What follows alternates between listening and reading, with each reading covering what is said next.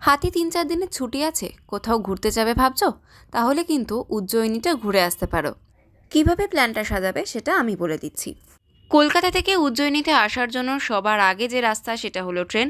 হাওড়া থেকে শিপ্রা এক্সপ্রেস প্রত্যেক দিন বিকেল ৫টা ৪৫ নাগাদ ছাড়ে।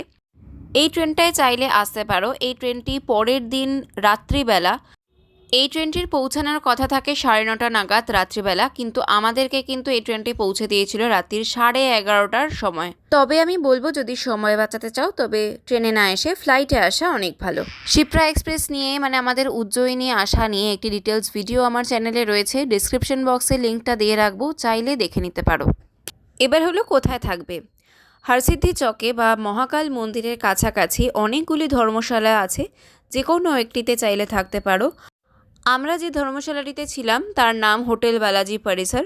আমি ডেসক্রিপশন বক্সে ধর্মশালার নাম্বারটা দিয়ে রাখবো, তোমরা চাইলে যোগাযোগ করতে পারো। আমরা যেহেতু রাতে পৌঁছেছিলাম তাই ওই দিন আমরা ধর্মশালাতে রেস্ট নেই। পরের দিন সকালবেলা ঘুম থেকে উঠেই আমরা চলে যাই হরসিদ্ধি মন্দিরে মায়ের দর্শন করতে। মহাকালকে দর্শন করার আগে মা হরসিদ্ধিকে দর্শন করতে হয়, তারপর মহাকাল মন্দিরে যেতে হয়। তো আগে তাই আমরা মায়ের মন্দিরে গিয়েছিলাম, মাকে দর্শন করেছি, মায়ের পুজো দিয়েছি। আমাদের ধর্মশালা থেকে 2 মিনিটের হাঁটা পথ ছিল এই মন্দির, তাই আমরা হেঁটেই গিয়েছিলাম দর্শন করতে। মন্দির নিয়ে ডিটেলস ভিডিও আমার চ্যানেলে রয়েছে, ডিসক্রিপশন বক্সে লিঙ্ক দিয়ে রাখবো, চাইলে দেখে নিতে পারো। এরপরেই চলে আসতে পারো দ্বাদশ জ্যোতির্লিঙ্গের অন্যতম উজ্জয়িনীর মহারাজ মহাকালের মন্দিরে।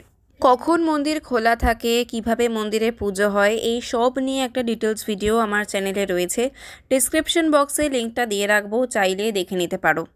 মহাকাল মন্দিরের বাইরেই অনেক টোটো দাঁড়িয়ে থাকে, চাইলে সেখান থেকে বুকিং করে চলে যেতে পারো উজ্জয়িনীর যে বাকি ট্যুরিস্ট স্পটগুলো রয়েছে বা যে মন্দিরগুলি রয়েছে সেগুলো ঘুরে দেখার জন্য। পার হেড 220 টাকার বিনিময়ে কিন্তু তারা সমস্ত উজ্জয়িনীটা তোমাদেরকে ঘুরিয়ে দেখিয়ে দেবে এবং তোমাদেরকে আবার নিয়ে এসে মহাকাল মন্দিরের সামনেই ছেড়ে দেবে। যে মেন জায়গাগুলি রয়েছে সেই জায়গাগুলির নাম আমি তোমাদেরকে এই ভিডিওতে বলে দেব, যাতে তোমাদের কোনোভাবেই সেইগুলো মিস না হয়। মহাকাল মন্দিরে পুজো দিয়ে তারপরে চলে এসো মা গদকালিকার মন্দিরে। উজ্জয়িনীর প্রধান কালিকা মন্দিরগুলির মধ্যে এটি একটি। এটি যেমন সিদ্ধপীঠ তেমন কিন্তু শক্তিপীঠ, ঠিক যেমন হরসিদ্ধি মন্দির ঠিক তেমনই এই মন্দিরের মহিমা। এই মন্দির নিয়েও একটি ডিটেলস ভিডিও রয়েছে আমার চ্যানেলে, ডিসক্রিপশনে লিঙ্ক দিয়ে রাখবো, চাইলে দেখে নিতে পারো। এরপরে অবশ্যই কালভৈরব মন্দিরে যাবে, কারণ মহাকাল মন্দির ঘুরে কালভৈরব মন্দিরে দর্শন না করলে কিন্তু উজ্জয়িনী ভ্রমণ সম্পূর্ণ হয় না বলা হয়। উজ্জয়িনীর কালভৈরব মন্দিরে আগে কিন্তু মদ দিয়ে পুজো দেওয়ার প্রচলন ছিল, তবে এখন কিন্তু মন্দির চত্বরে আর মদ পাওয়া যায় না। মন্দিরের ডিটেলস ভিডিও আমার চ্যানেলে রয়েছে, চাইলে দেখতে পারো। এরপরে চলে যেও মঙ্গলনাথ মহাদেবের মন্দির, যেখানে বলা হয় স্বয়ং মঙ্গল গ্রহের জন্ম হয়েছিল। উজ্জয়িনীতে অনেকগুলি শিব মন্দির রয়েছে, যার মধ্যে এই মন্দির কিন্তু অত্যন্ত জাগ্রত মন্দির। বলা হয় মঙ্গলনাথ মহাদেব মন্দিরে পুজো দিলে নাকি মঙ্গল দোষ থেকে মুক্তি পাওয়া যায়। উজ্জয়িনীতে এলে অবশ্যই এই মন্দিরটিকে নিজেদের প্ল্যান লিস্টের মধ্যে ইনক্লুডই করো। এভাবেই হোক চেষ্টা করবে সন্ধ্যে 7টার মধ্যে এই মন্দিরে চলে আসার। সন্ধ্যে 7টার মধ্যে এই মন্দিরে চলে আসার চেষ্টা করবে, কারণ তারপরে কিন্তু মন্দির বন্ধ হয়ে যায়। তারপরে চলে এসো মহর্ষি সন্দীপনী ঋষির আশ্রমে, যেখানে ভগবান শ্রীকৃষ্ণ শিক্ষা গ্রহণ করেছিলেন। এই মন্দিরটি বা এই আশ্রমটিও কিন্তু খুবই গুরুত্বপূর্ণ একটি জায়গা উজ্জয়িনীর। তো অবশ্যই নিজেদের প্ল্যানের মধ্যে এই জায়গাটিকে ইনক্লুড করো। এই জায়গাটি নিয়ে একটি ডিটেলস ভিডিও আমার চ্যানেলে রয়েছে, তোমরা চাইলে ডিসক্রিপশন বক্সে লিঙ্কটা আমি দিয়ে রাখবো, দেখে নিতে পারো। এরপরে চলে এসো ভর্তৃহরি গুফা। এই জায়গাটি কিন্তু একটি গুরুত্বপূর্ণ জায়গা উজ্জয়িনীর ট্যুরের প্ল্যানের মধ্যে, কিন্তু এই জায়গাটিকেও অবশ্যই রেখো। বাইরে তখন প্রচণ্ড ঠান্ডা, দেখতেই পাচ্ছ আমরা সবাই গায়ে শল সোয়েটার এসব দিয়ে যাচ্ছি, কিন্তু এই মন্দিরটার ভিতরে যে 3খানা গুহা রয়েছে এই গুহার মধ্যে কিন্তু টেম্পারেচারের আকাশ পাতাল তফাৎ, ভীষণই গরম গুহার ভেতরগুলো। এই স্থানটি কবি এবং যোগী ভর্তৃহরির স্মৃতি বিজড়িত স্থান, যিনি ছিলেন রাজা বিক্রমাদিত্যের সৎ ভাই। সংসার ত্যাগ করে এখানেই তিনি সাধনা করেছিলেন। 12 বছর এইখানে তিনি সাধনা করেছিলেন। এই মন্দিরটার ভেতরে ছবি তোলা নিষিদ্ধ, তবে যতটুকু আমি পেরেছি তোমাদের জন্য ভিডিও করে নিয়ে এসেছি।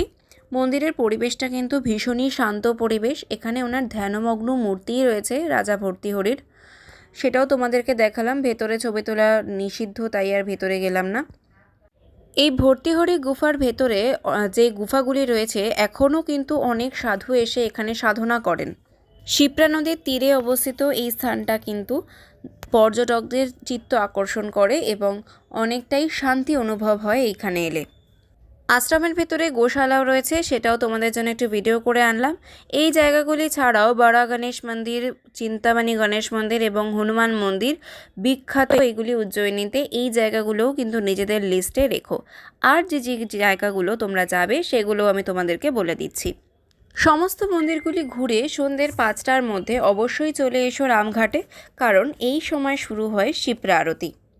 উজ্জয়িনীর শিপ্রা আরতি কিন্তু বেনারসের গঙ্গা আরতির মতোই মনোমুগ্ধকর, তাই উজ্জয়িনীতে এলে অবশ্যই কিন্তু এইটা নিজেদের প্ল্যানের মধ্যে রাখবে। রামঘাটে শিপ্রা আরতি দেখার পরে চলে যাবে হরসিদ্ধি মন্দিরে। 6টা থেকে 6:30 নাগাদ এইখানে হয় দীপদান এবং মায়ের আরতি। এইটা কিন্তু দেখার মতো। উজ্জয়িনীতে এলে এটা অবশ্যই নিজেদের লিস্টে রাখবে। এটি লিস্ট থেকে বার করো না, তাহলে কিন্তু অনেক কিছু মিস হয়ে যাবে। এই আরতিটা কিন্তু অবশ্যই দেখো। সন্ধেবেলা যে আরতি হয়, ঢাক ঢোলের আওয়াজ হয়, সেই সময় নাকি গুজরাটের পোরবন্দরের হরসিদ্ধি মন্দির থেকে মা হরসিদ্ধি চলে আসেন উজ্জয়িনীর মন্দিরে এবং এখানেই তখন তিনি রাত্রি নিবাস করেন। তাই এটা কিন্তু অবশ্যই দেখো। এরপর চলে যাবে মহাকাল করিডোরে, যেখানে হয় লাইট অ্যান্ড সাউন্ড শো। ওইটাও কিন্তু মিস করো না, রাত্রি 9টা পর্যন্ত হয়।